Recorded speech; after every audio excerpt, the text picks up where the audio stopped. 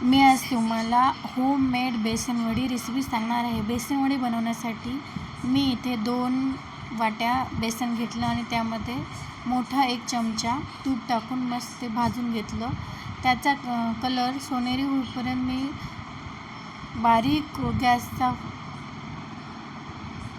बारीक फ्लो करून ते छान भाजून घेतलं आणि नेहमी सारखं त्याला हलवत होते.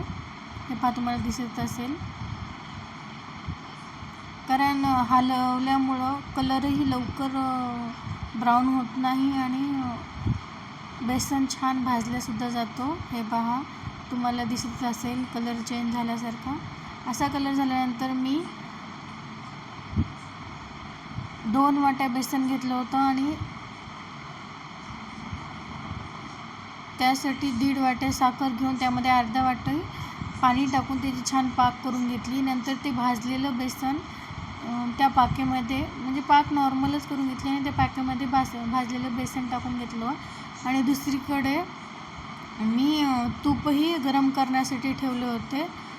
ते उकळतं तूप मी हळूहळू टाकून घेऊन त्या बेसनला छान हलवून घेतलं. हे पहा, अशा प्रकारे मस्त त्याला जाळी पडत असते गरम गरम तूप टाकल्याबरोबर.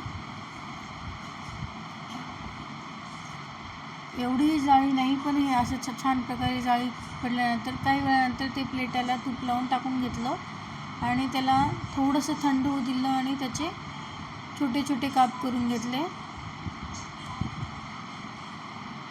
हे पहा, म्हणजे हे थंड झाल्यानंतरही काप बनतात, असं काही नाही की हे थंड झाल्यानंतर. खूप ठिसूळ होतं आणि खाण्यासाठी एवढं मस्त लागतं.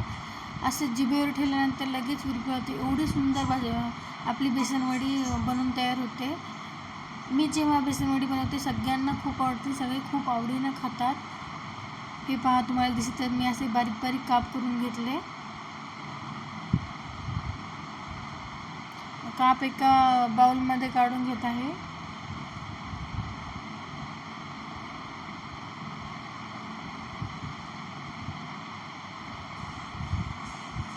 हे पहा, आपली बेसनवडी तयार होत आहे. मी फक्त 2 वाट्या बेसनपासून बेसनवडी बनवली आहे. खूप सुंदर, ठिसूळ आणि लहान लेकरांपासून ते मोठ्यापर्यंत सगळ्यांना आवडण्यासारखी बेसनवडी बनते आणि सगळे खूप आवडीनं खातील. इतकी सुंदर बेसनवडी. हे पहा, अशा प्रकारे आपली बेसनवड्या बनून तयार आहेत. कोणाकोणाला आवडते बेसनवडी नक्की सांगा.